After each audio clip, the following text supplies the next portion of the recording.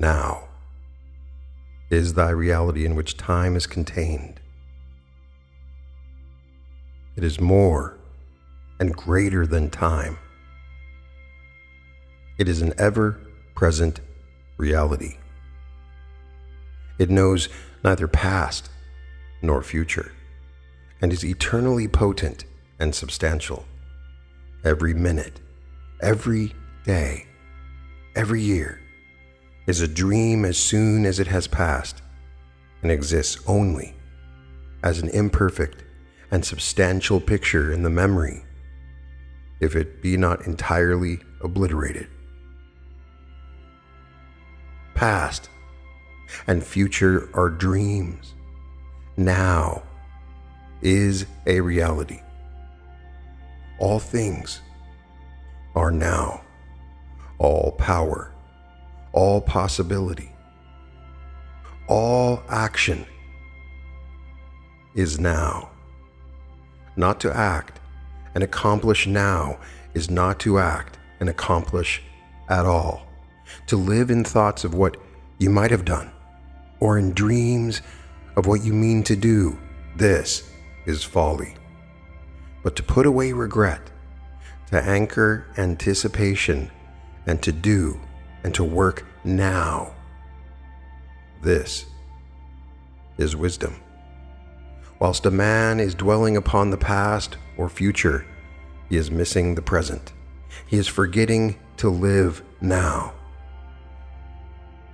All things are possible now, and only now.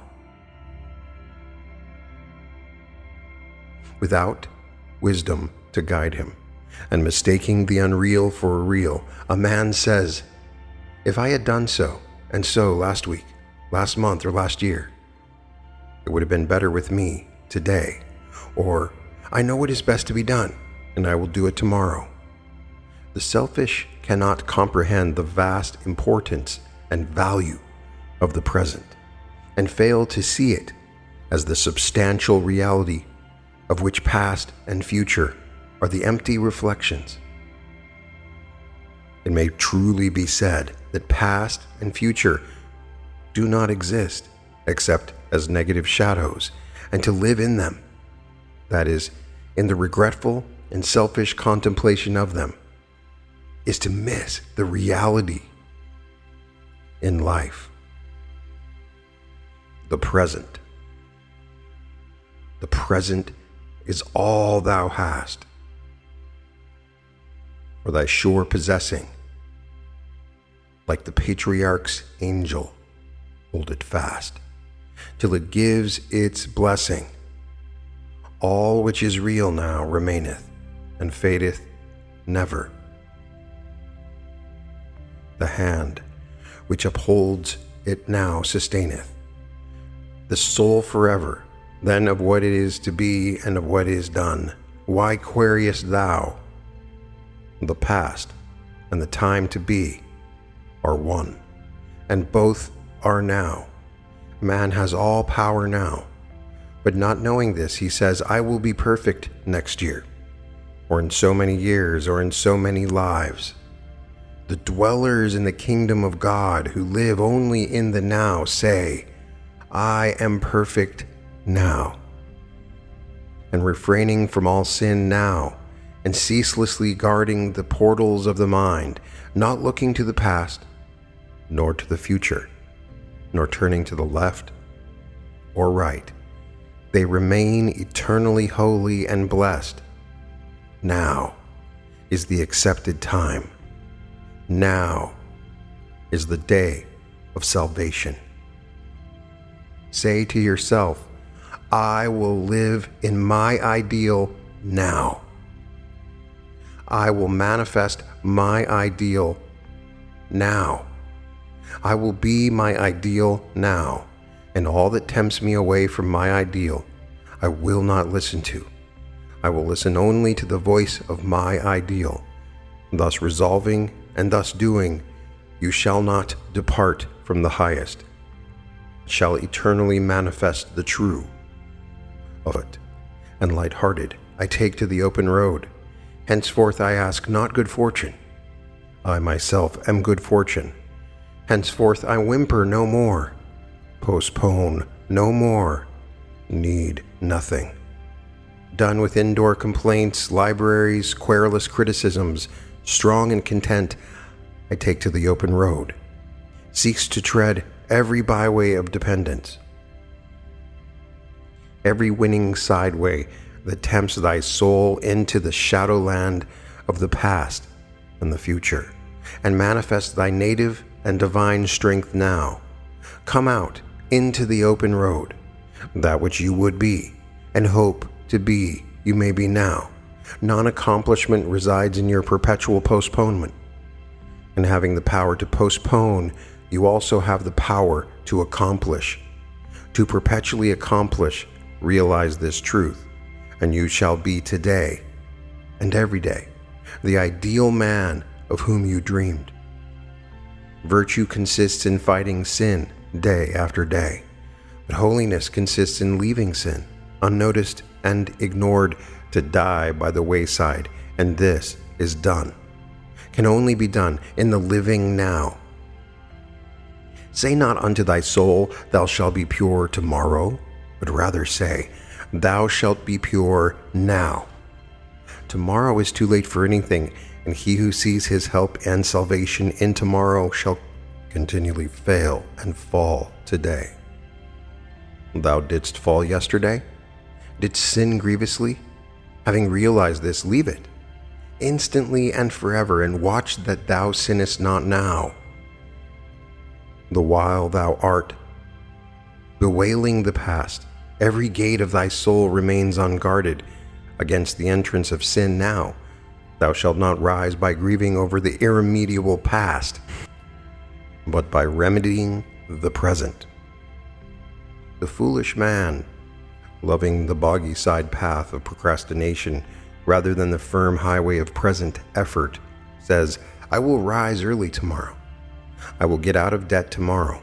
I will carry out my intentions tomorrow. But the wise man, realizing the momentous import of the eternal now, rises early today, keeps out of debt today, carries out his intentions today, and so never departs from strength and peace and ripe accomplishment. That which is done now remains. That which is to be done tomorrow does not appear.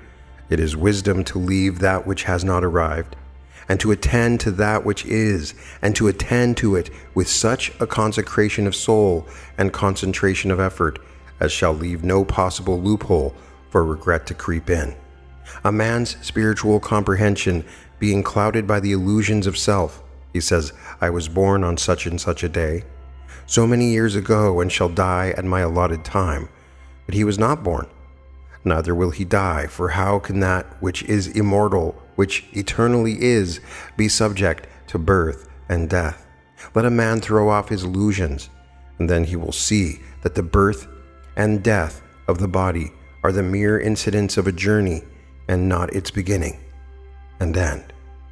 Looking back to happy beginnings and forward to mournful endings, a man's eyes are blinded, so that he beholds not his own immortality.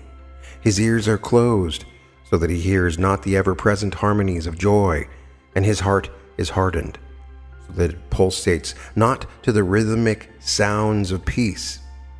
The universe, with all that it contains, is now. Put out thy hand, O man, and receive the fruits of wisdom.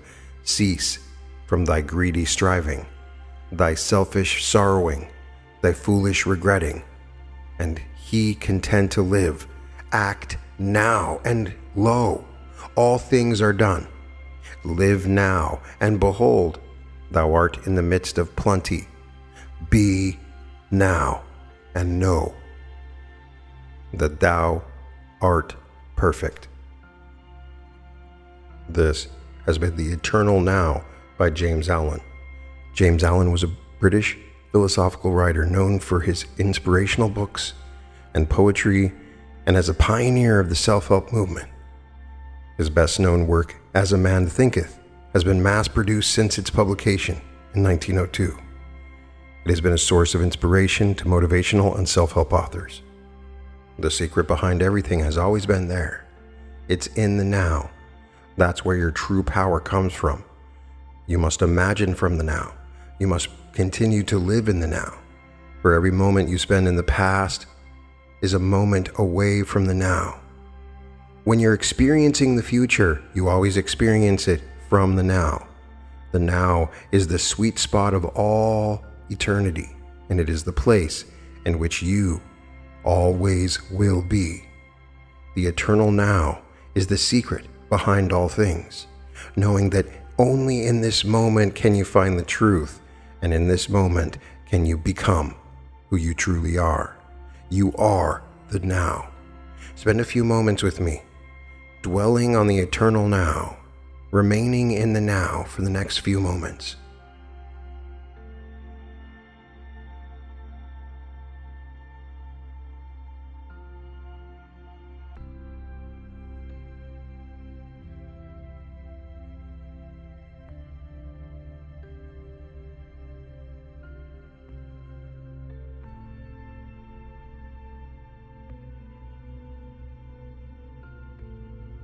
Now carry this with you. Go out into your day in the now and continue to remain in the now. Don't worry about what's going to happen or what has happened to you in the past. Just be right now, and you will find great joy. You will find the ever-present harmonies, and your heart will be free. And welcome to the reality revolution.